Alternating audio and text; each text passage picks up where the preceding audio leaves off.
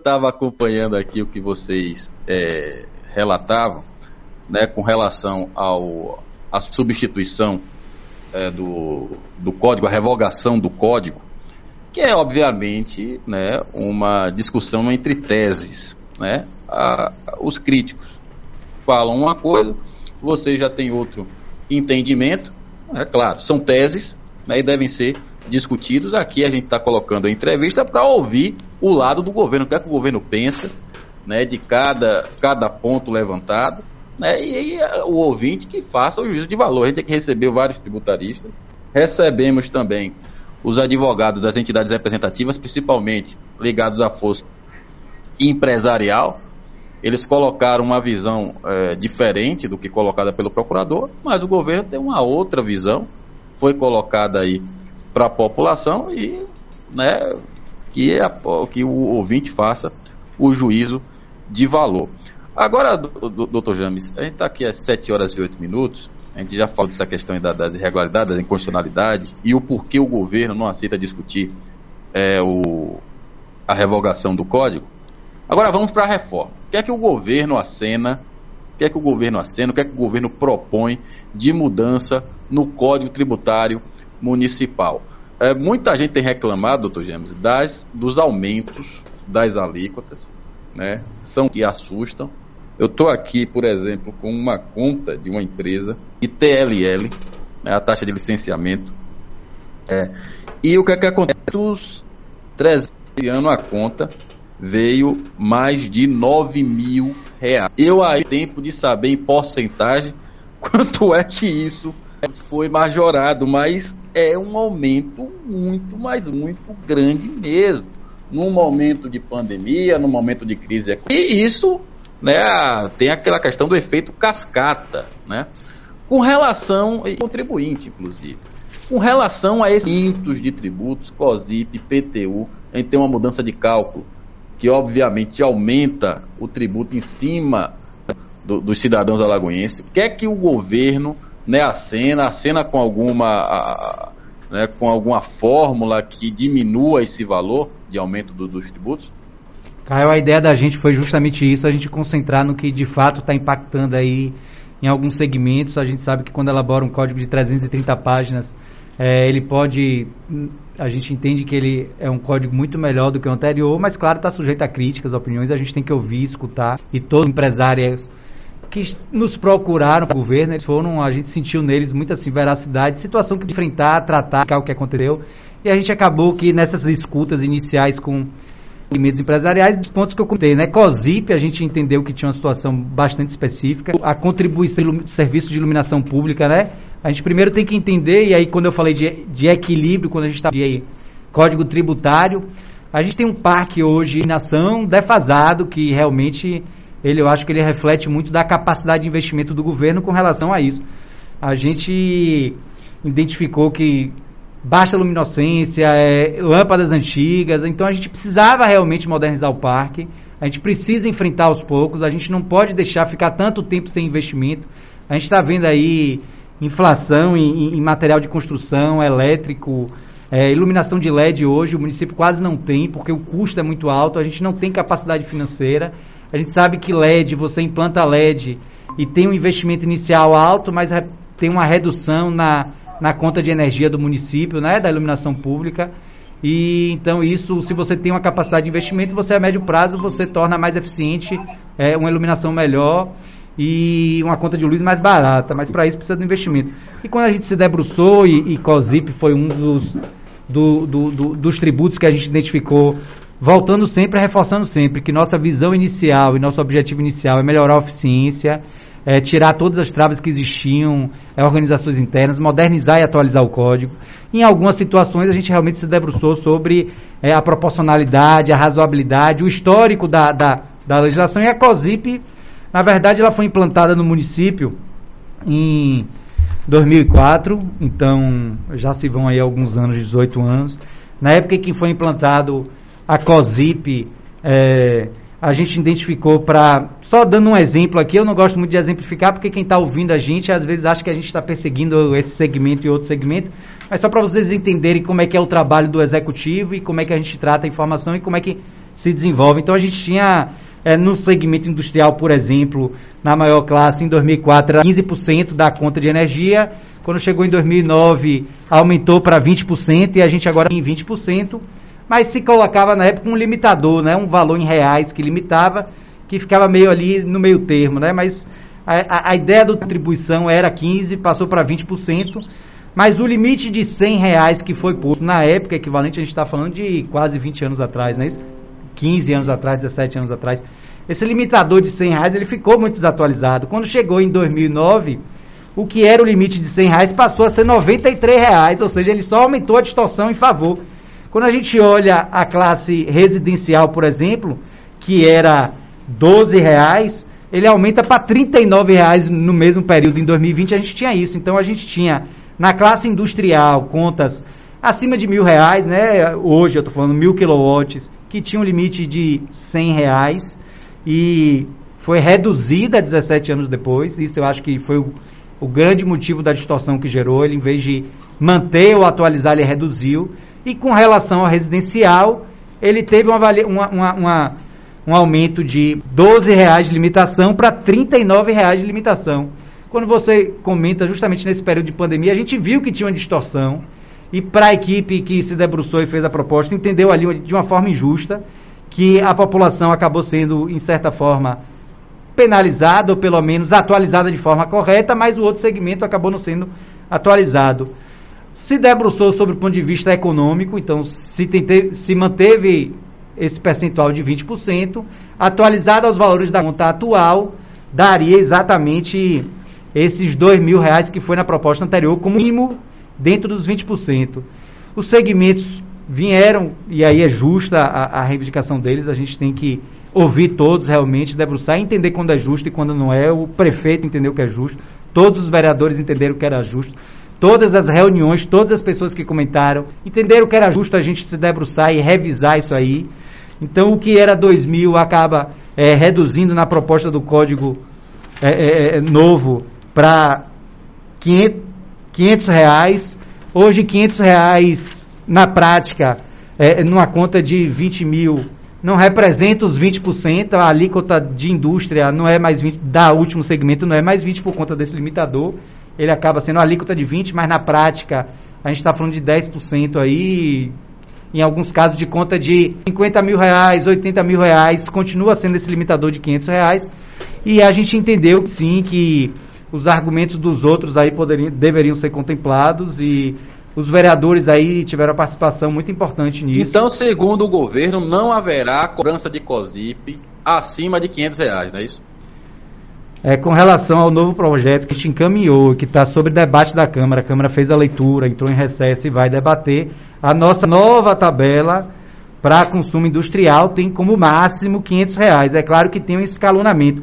E aí o que eu comentei de que várias reduções, a gente tem uma primeira redução que antes a isenção era de 60% no residencial, tá certo? A gente tem essa compreensão de que a pandemia, ele atinge sobretudo também a população mais carente, né? A gente sabe que atingiu muito fortemente a atividade econômica do município, os empresários, a gente viu a dificuldade deles todos, inclusive para manter emprego, para tudo, e a gente é sensível a essa situação.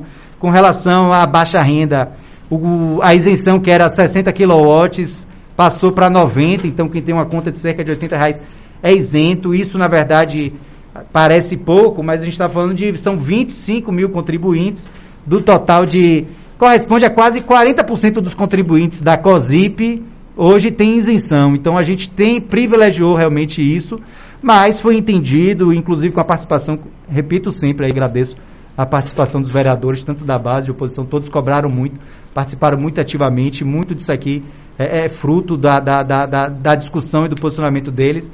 Às vezes a equipe econômica, o jurídico, a gente até tentava argumentar, eles falavam, a gente já entendeu o argumento de vocês, mas tem um ponto que chega aqui, está definido, e o prefeito da mesma forma, entendi, mas a gente tem que... E a gente conseguiu construir uma proposta que mantém o equilíbrio, eu acho que é isso que é muito importante, a gente traz reduções, mas com todos os instrumentos e ferramentas de cobrança, de melhoria da cobrança, a gente mantém o equilíbrio das contas. Esse segmento, do industrial, a gente consegue fazer uma redução expressiva como foi feito, porque a gente está falando às vezes de Tem segmentos que são 15, 20 contribuintes. Quando a gente está tratando da isenção, a gente está falando de 25 mil contribuintes. Então, às vezes, é mais difícil você reduzir.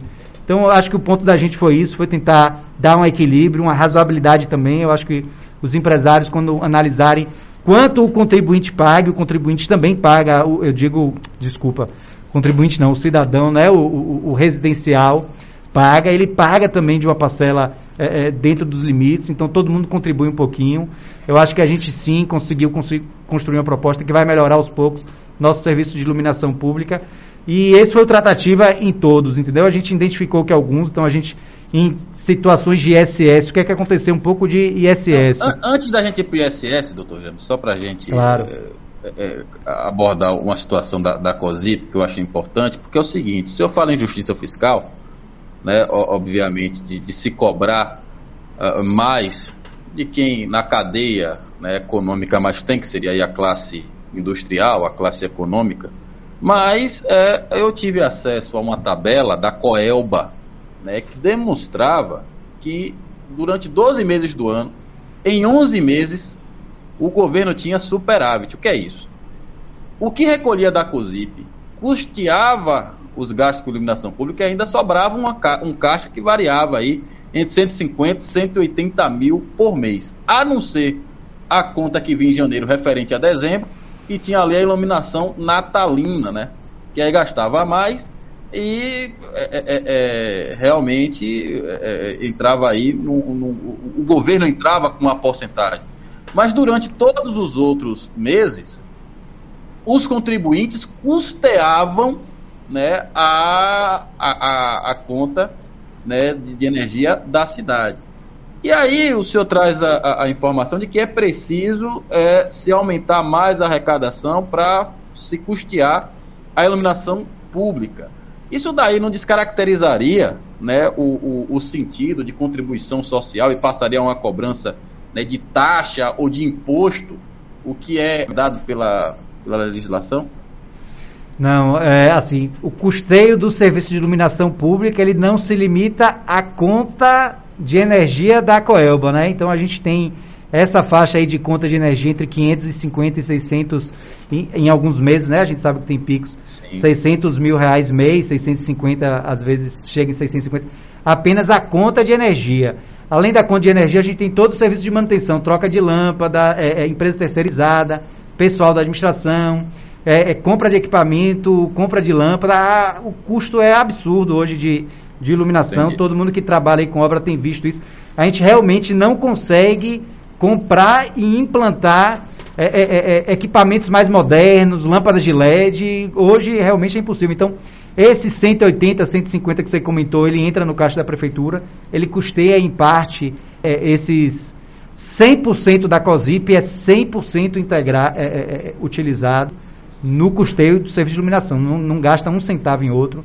A conta é auditada, está encaminhada para a Câmara de Vereadores, Tribunal de Contas. Ele é rigoroso, a gente não pode desviar um centavo que não para energia, sob pena de responsabilização do gestor, qualquer que seja o gestor. Então ele é 100%. Esse 180 é muito deficitário para a necessidade e para a realidade. Eu não estou falando nem de investimento de troca de novas lâmpadas, mas tão somente para manutenção, serviço de manutenção, que inclui aí outro serviço, que é esse de troca, aluguel de carro, aqueles caminhões guindaste. Aí é uma conversa com o Roberto Torres, nosso secretário de Serviço Público, que se depara aí dia a dia, e eu vejo a angústia deles, né?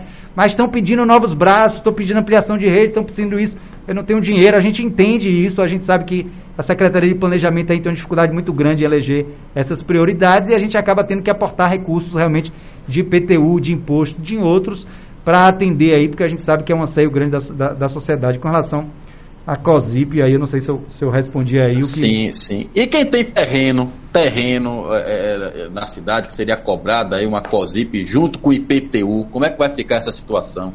Boa, obrigado aí, até para eu não omitir. O novo projeto, ele exclui terreno, COSIP e taxa de resíduos.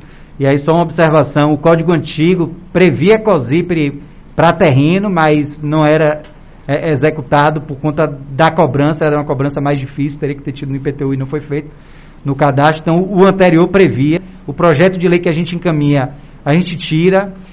o STF, a legislação de uma forma geral, todo mundo entende que terreno pode ser contribuinte da COSIP, ele é beneficiado com serviço de iluminação pública, passa ali na frente dele, atende, valoriza o terreno dele, e em situação de terreno foi algo também que foi da escuta, vários cidadãos que tiveram nas audiências comentaram de terrenos baldios, a situação de COSIP e de taxa de resíduos sólidos também, e o novo projeto então isenta essas duas categorias e também de uma forma equilibrada, sem desequilibrar aí o orçamento do município.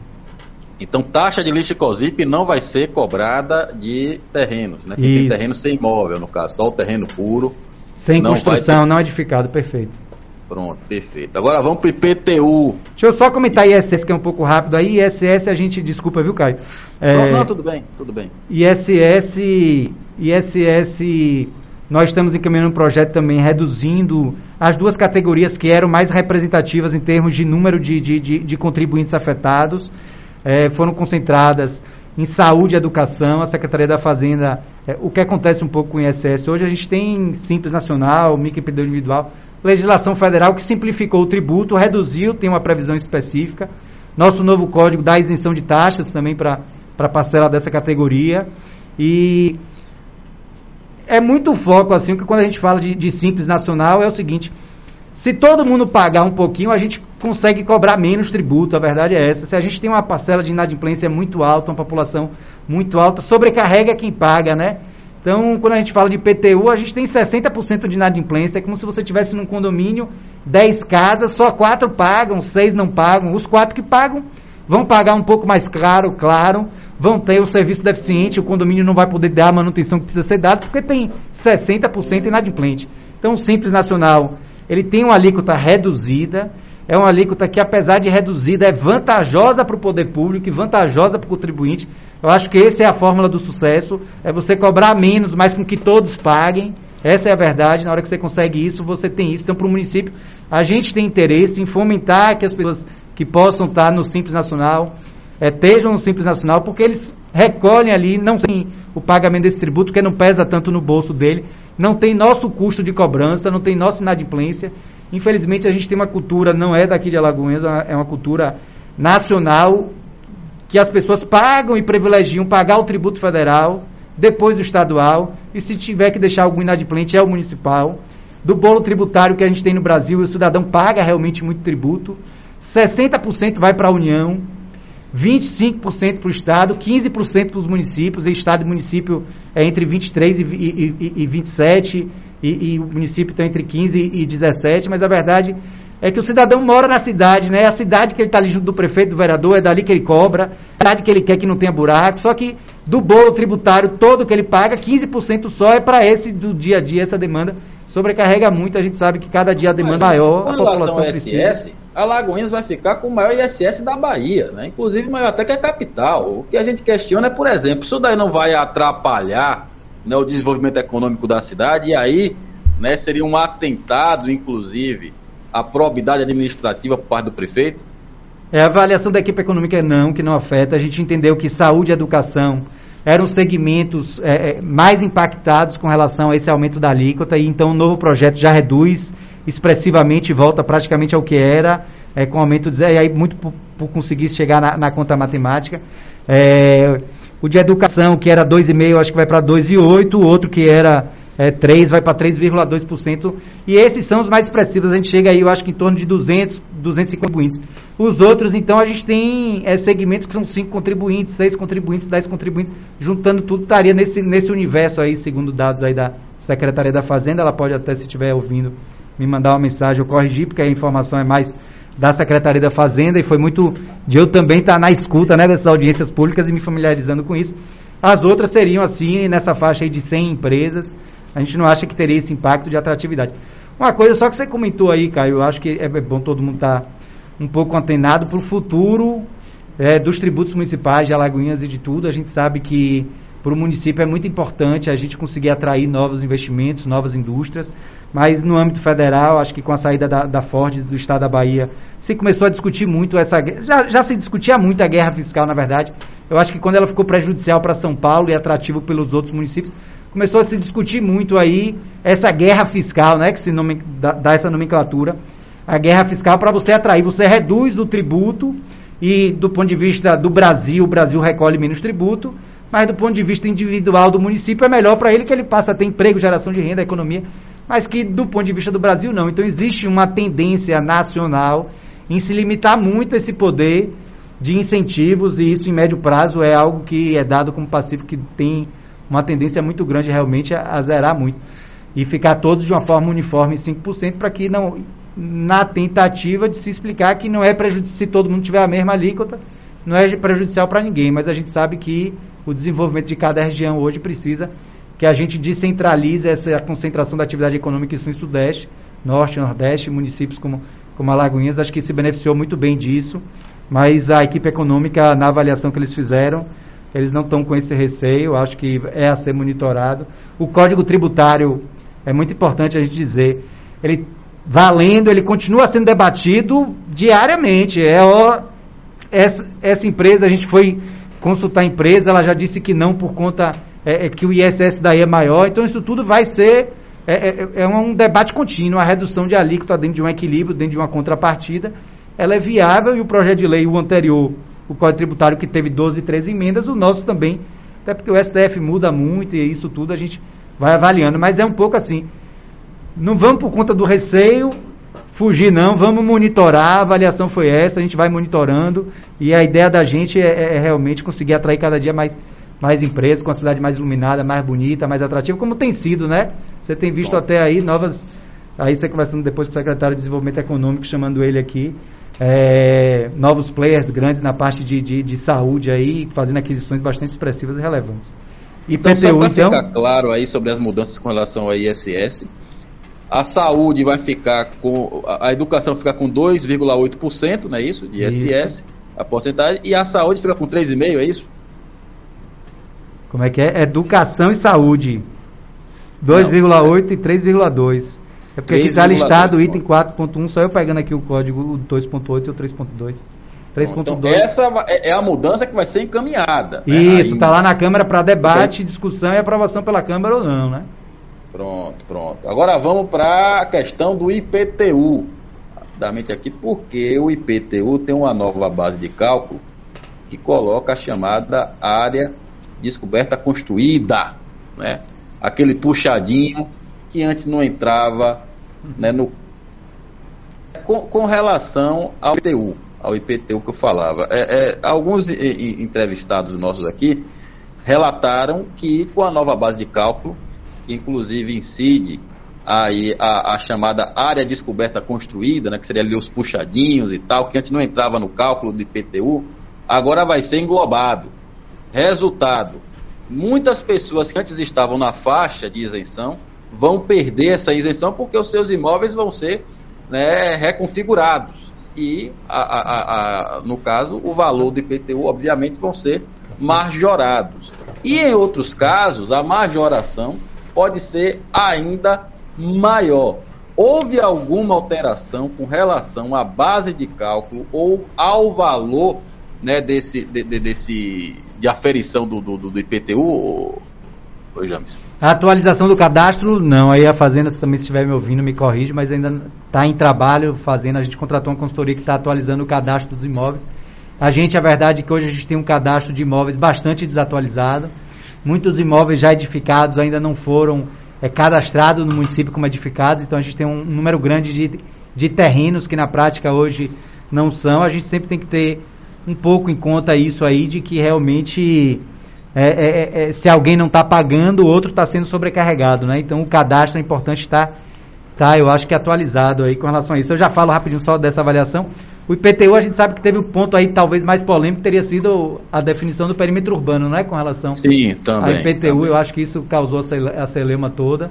E realmente na escuta com todos, tentamos apresentar nossos argumentos técnicos, as justificativas, e todos acho que entenderam que a gente já ouviu o argumento de vocês, mas não tá, a gente está com muito receio com relação ao impacto de outra natureza que a gente sabe que não tem em área previdenciária, mas foi aventado isso.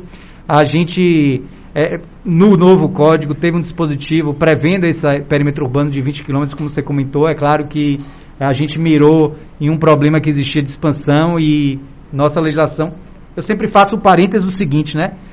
A legislação municipal está dentro de um ordenamento jurídico, que tem primeiro a Constituição, tem depois lei federal, tem leis estaduais, leis municipais, e elas todas se comunicam e se conversam, e você aplica e interpreta cada dispositivo num conjunto. Em direito, aí a gente fala que não se aplica e não se interpreta o direito em tiras, né? Não é uma linha, não é aquilo ferro e fogo.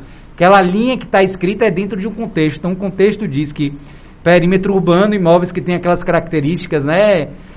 Tem que ter pelo menos 2 benefícios. A gente tem rede de iluminação, água, esgoto, passeio, meio-fio. São características realmente que dentro daquele raio configuram um imóvel urbano, né? É um imóvel que demanda intervenção ali do poder municipal. Por isso que o urbano é de competência do municipal e o ITR federal. Então, quando você tem uma área urbana, você tem imóveis que estão dentro dessa área que demanda calçamento, iluminação pública, a rede, serviços públicos municipais. Então, benefício de escola, o posto de saúde próximo, essas concentrações urbanas começam a demandar esse custeio e é justo que eles participem, claro, sempre proporcional à capacidade deles, né? Então, o que a gente sempre fala, se todo mundo contribuir com um pouquinho, a gente consegue levar mais serviços de melhor facilidade para a população.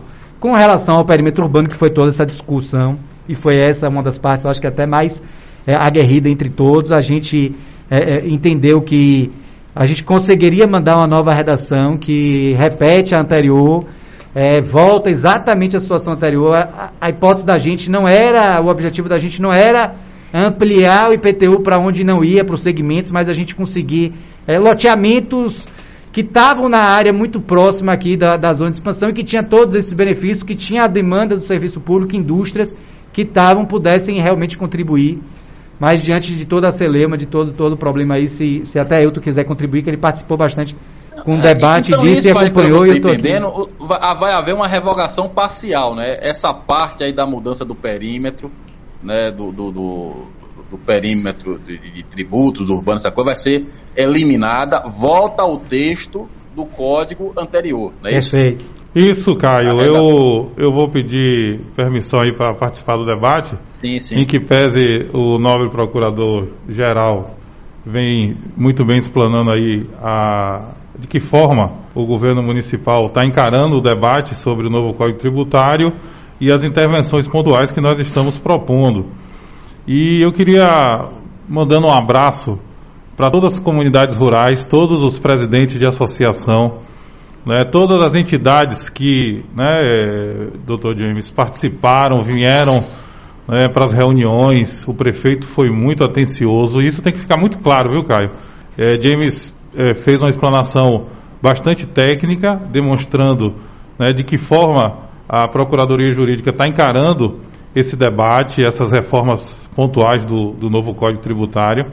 Mas tem que ficar claro, porque às vezes as pessoas buscam as emissoras de rádio e a forma com que elas se manifestam ficam parecendo que elas não estavam sendo ouvidas. E até a minha intervenção naquele momento que eu pedi a você um espaço para trazer o Procurador-Geral aqui para fazer esse momento, foi porque você estava anunciando que as entidades estavam assinando um manifesto, reiterando a questão da revogação já, não é isso? Você lembra da minha intervenção? Não, e foi amplamente divulgado, inclusive. E o que me causou estranheza, mas respeitando sim, o debate democrático é assim que se constrói um país livre, um país que se respeita as desigualdades. Então a gente ouve todo mundo e adequa a essa coleta de informações às realidades do executivo para atender as demandas, como nosso procurador muito bem demonstrou.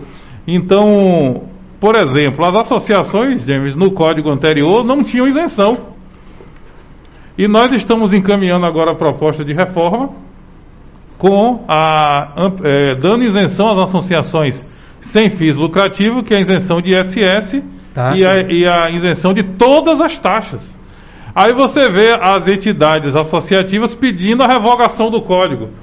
Ou seja, nós estamos mandando uma reforma que é muito mais vantajosa para as entidades associativas, né? Então, mandando um abraço até para Santana, que é o vice-presidente da UAMA, né? Tem o presidente que é Hilton, né? Meu xará, né? E falando especificamente da questão rural, James falou muito bem, né? A expansão de loteamentos. Nós temos aí, por exemplo, indo para Aramari, logo após a igreja, a faculdade Santo Antônio, se eu não me engano, nós temos novos conjuntos residenciais que estão justamente dentro da zona rural, e ali eu tenho claramente, interpretando a norma, uma expansão, né, da área urbana. Nós temos, por exemplo, aqui a Calu, que numa lei municipal, né, do ex-gestor Paulo César, ele já classificou aquela região ali como zona urbana, né? Nós temos o conjunto Linha Verde, mais à frente nós já temos 2 conjuntos novos que brevemente serão entregues,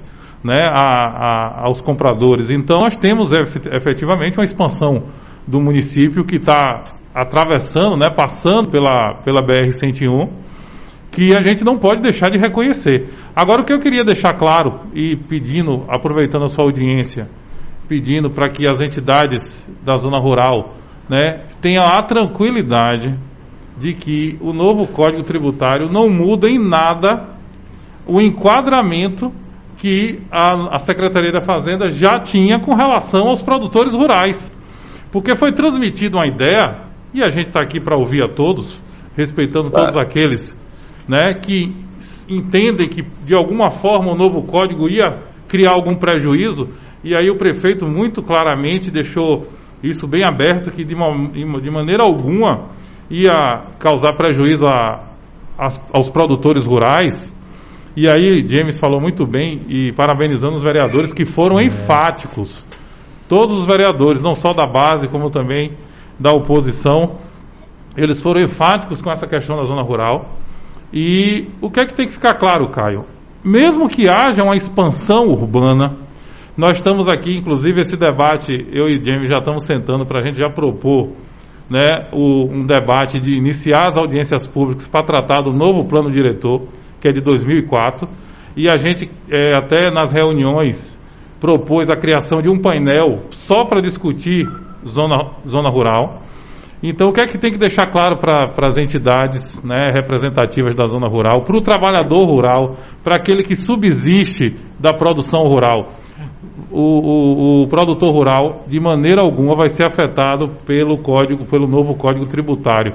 O mesmo tratamento que era dado no Código anterior será dado com o Código atual. Agora, claro, para que causasse a questão trazesse para eles uma segurança jurídica maior, né, nós sentamos com a secretária Rosa e nós trouxemos a redação anterior, revogando em totum, né, o parágrafo único do artigo 76, que falava dos 20 quilômetros.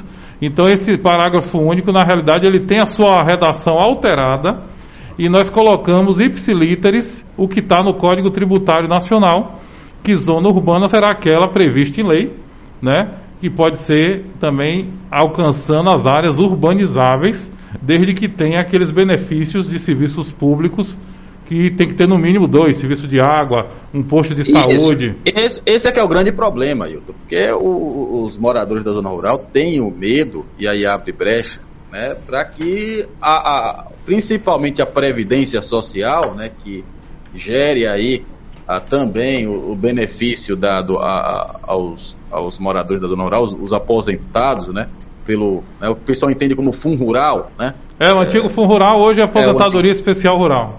Exatamente. Então o pessoal tem medo que tenha alguma complicação, né, com relação a isso, que o governo venha fazer algum tipo de análise, cruzamento de dados, e com isso aposentadorias sejam canceladas, né, não seja deferido a aposentadoria, porque não seria mais enquadrado como zona rural. A partir do momento que seria cobrado IPTU... esse justamente o debate que a gente precisa esclarecer. A questão, eu posso ter uma área, um imóvel que esteja situado dentro da zona urbana, mas que ele tenha características de produção rural. Então, mesmo que haja uma expansão urbana, e aí é para deixar claro a segurança jurídica dessas pessoas, né, e parabenizar aí mais uma vez as entidades que procuraram o município, a Procuradoria e a Secretária Rose para debater esse tema, e aqui querer transmitir essa tranquilidade para as pessoas.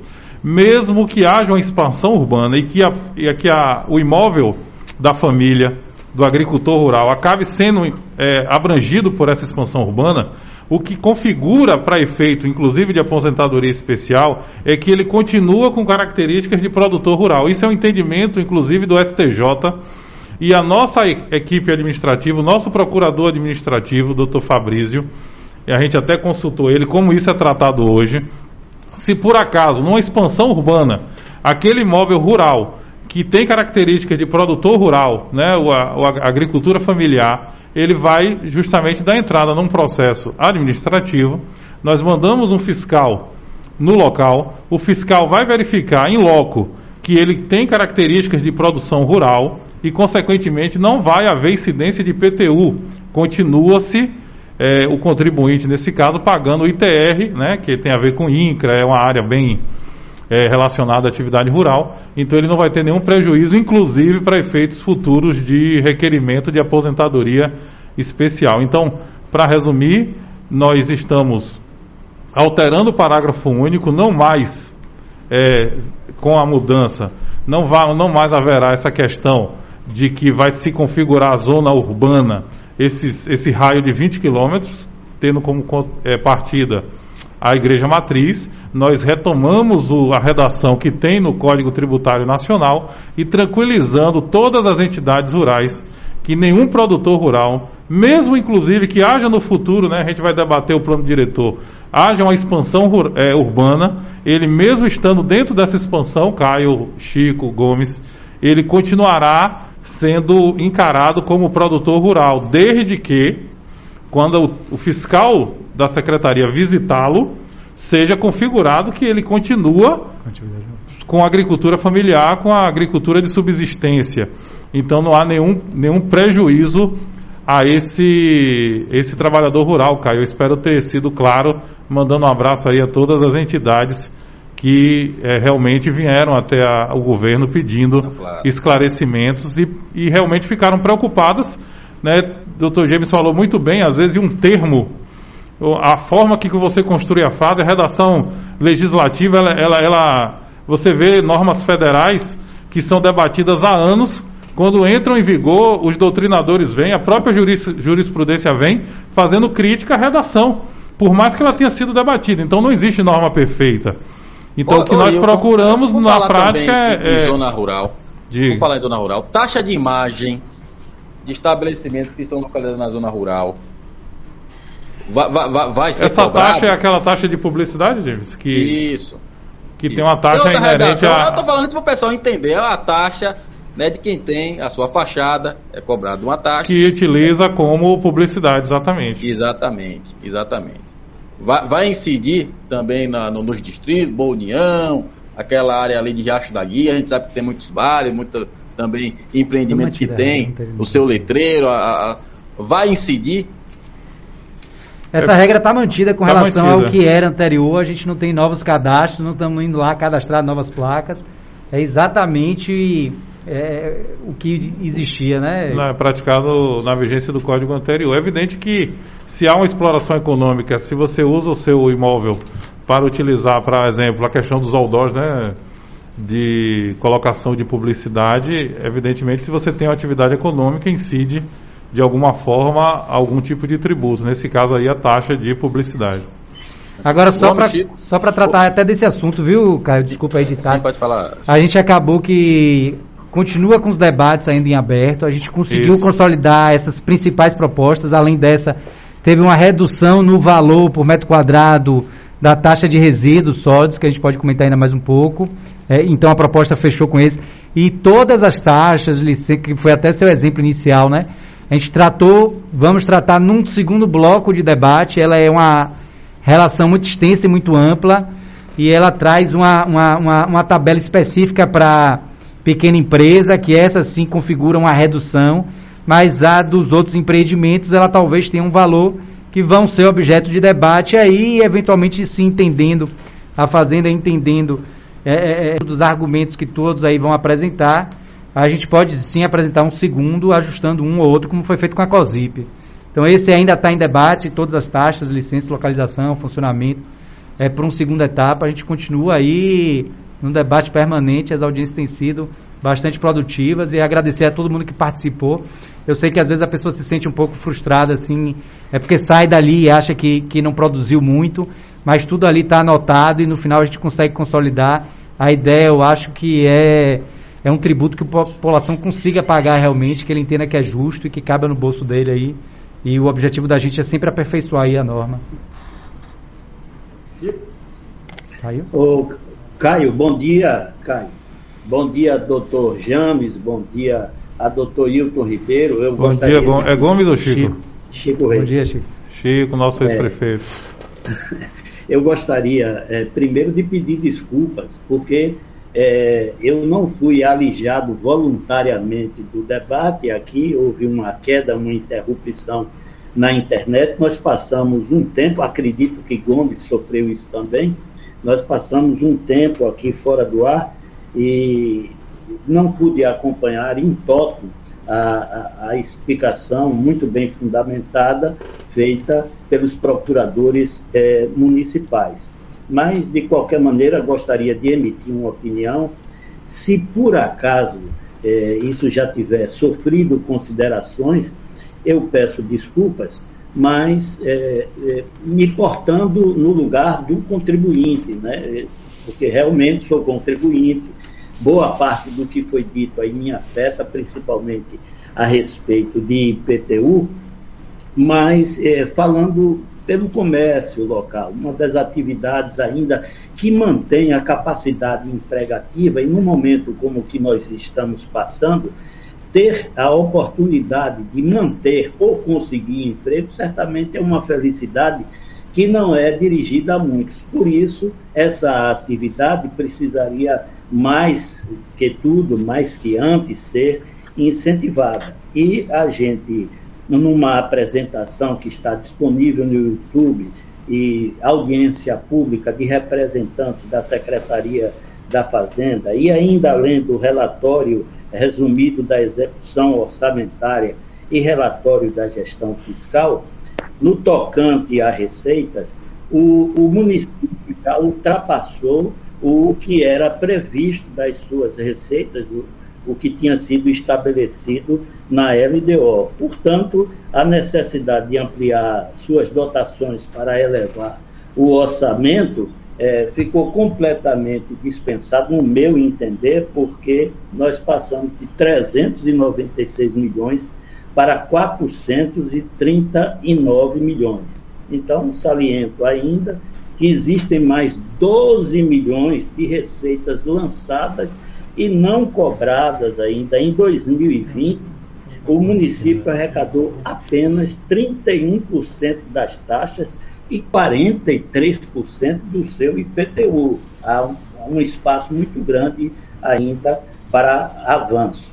A pergunta a respeito das despesas orçamentárias fica prejudicada, portanto, em função do que foi dito aí pelos procuradores, de que existe um estudo já avançado no sentido de lançar um novo olhar ao que foi feito e ao que está programado, e que, inclusive, não condiz com a realidade local. Portanto, ao invés de perguntar, eu gostaria de agradecer pelos esclarecimentos que são colocados à disposição da população. Sem dúvida nenhuma, há um alívio por parte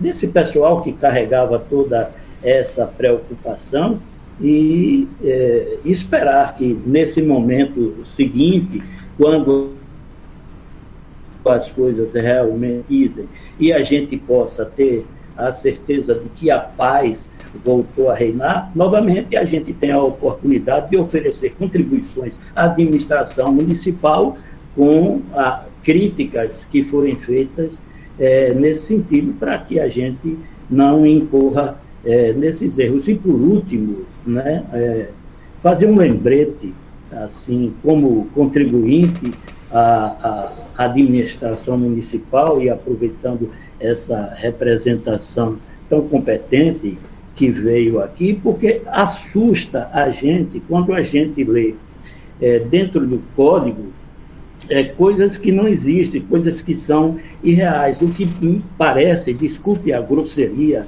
da expressão, mas um copia e cola, porque lendo a tabela de receita número 4 ali, que para a cobrança do TFF, que está prevista no artigo 156, a gente tem expressões como transporte de carga por navegação, obras portuárias, exploração de minério de ferro ou carvão mineral, e como se não bastasse, para a atividade do Banco Central em Alagoinhas, o que me parece, obviamente, que não se trata da realidade local. Então, alguém aproveitou para introduzir isso que não condiz com o que a gente tem em nossa cidade.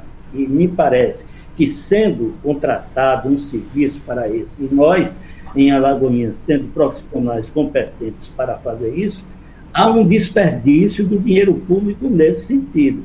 E se eu pudesse ainda inquirir sobre alguma coisa, eu perguntaria se na reconfecção do novo código, ou na tentativa de se refazer esses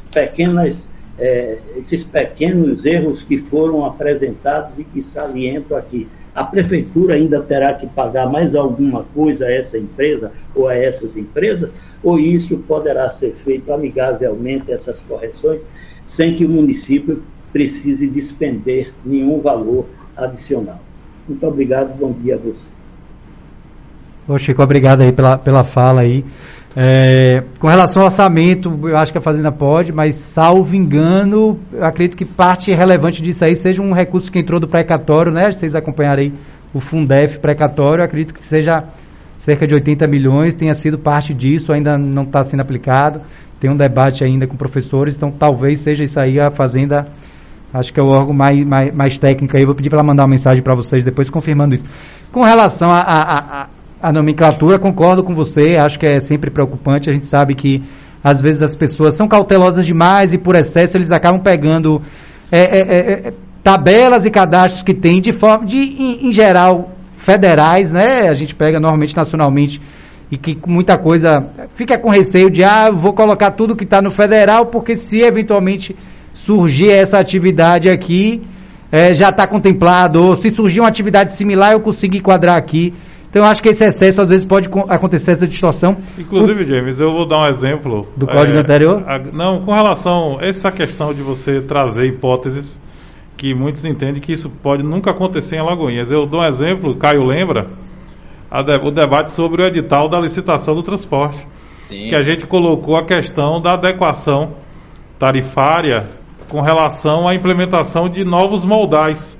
E aí, no edital, por uma questão até de amplitude nacional, de modelos que são utilizados, né, na questão da mobilidade, a gente incluiu o VLT, metrô, aí alguns questionamentos foram feitos nesse sentido, por que o edital está trazendo isso? Nós não estamos sendo bastante sonhadores em achar que no futuro Alagoinhas pode ter até metrô? Eu estou fazendo esse adendo até para complementar a sua fala, James, com relação às vezes você traz algumas terminologias que são usadas em diversos municípios no Brasil como um todo, e também o próprio parecerista, quando ele fala disso, ele fala que a gente foi bastante sonhador, nesse caso ele usa outro termo, dizendo copiou ou está sendo bastante, como é que se diz, usando o termo correto, sendo bastante otimista de no futuro Alagoinhas ter essas atividades. Mas concordo com o Chico, eu acho que deve se analisar e, se for o caso, fazer o tratamento, claro que sem custo. E até assim, a título disso, se a gente olhar, eu até parei para olhar no código anterior, eu falei, deixa eu ver se ele repetiu integralmente a tabela do código anterior, se ele pegou realmente a classificação nacional, como é que ele pegou. E até na anterior, se vocês pegarem, o código ainda está até disponível na internet, eu vou comentar isso com o pessoal, porque a gente tem um serviço, leis municipais, eles demoram um pouco. Mas o anterior, se você for pegar a lista de serviços, tem equipamentos nas praias, barraca na praia da Orla Atlântica, barraca na praia da Baía de Todos os Santos. Então você vê que tem que fazer realmente uma revisão. Isso eu falo do código anterior, tá certo, gente? Não está no novo, mas ele falava de barraca de praia, a gente sabe que não existe. Esse também copia-cola, como o Chico falou aí, com relação a você repetir integralmente outro, não dá, né? Mas o Código Novo, eu acho que isso é por similaridade que a gente optou por manter, foi feito um tratamento, todas as situações que tinham na tabela federal e de outros que foram utilizados como padrão relacionados a equipamentos de praia foram realmente também excluídos, tratados. Isso no código anterior já foi feito um trabalho, mas realmente é assim, estamos sempre à disposição para fazer toda a revisão, e eu acho que ao longo do tempo da vigência desse novo código, novas revisões vão ser feitas. Gomes? Na realidade, bom dia, doutor Hilton, bom dia, James. Eu não vou fazer pergunta, porque a essa altura o tempo não vai me permitir fazer pergunta e a resposta extrapolaria muito esse tempo ainda. Eu queria só deixar algumas coisas bem claras para doutor James, para doutor Hilton, para o próprio governo municipal, Joaquim Neto, né? Eu falo por mim, mas estendo essa falação ao conjunto dos comentaristas, o próprio Chico e o Caio, né? Eu não tenho, consequentemente, acredito, Hilton, James, que nenhum de nós tem dificuldades em discutir qualquer tema, porque eu não discuto preferências, não discuto opção pessoal ou partidária, e sim a essência técnica.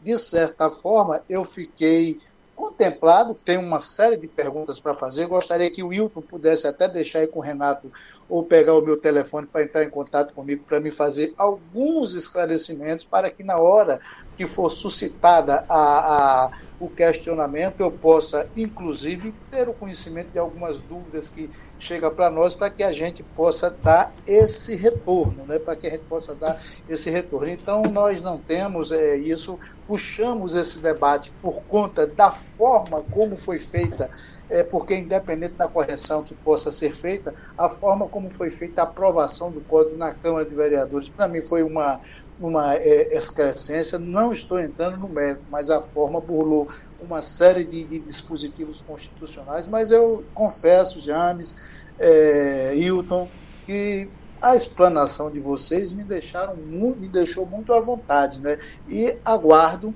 que isso possa acontecer realmente, como vocês disseram. Confio em vocês, o doutor Hilton, que eu tenho mantido contato ao longo desses anos, desde quando ele estava no chão da fábrica, vamos dizer assim, e a conduta dele tem sido irretocável. Até hoje eu não tenho nada a questionar, porque a palavra dele, para mim, sempre se concretizou, sempre foi verdadeira, porque o que nós dizemos hoje, no futuro bem próximo, a gente constata se é verdadeiro ou não. E o Hilton tem esse crédito, né? Tem esse crédito com a gente. Então eu espero que todas essas informações que vocês nos derem seriam importantes se nós tivéssemos outro momento para isso, porque nós quase que não pudemos falar, porque o tempo não permitiu, e vocês deram informações importantíssimas. Eu espero que essas informações, na realidade, e as proposições feitas venham compactuando com o conjunto da sociedade e buscando esse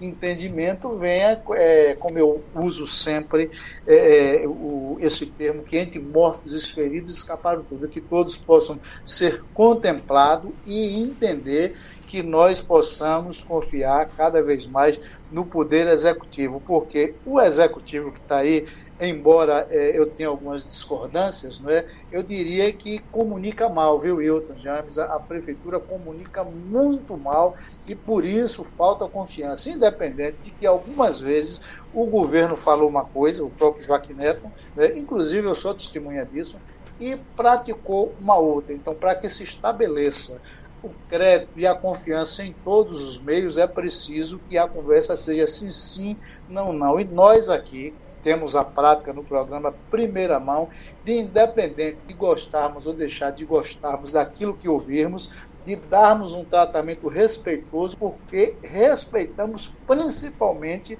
a liturgia do cargo. Agora, não damos o amém para as coisas que nós consideramos erradas. Acho que vocês cumpriram o papel de vocês hoje. Eu teria muito mais coisas para falar e até perguntar, mas não eu queria até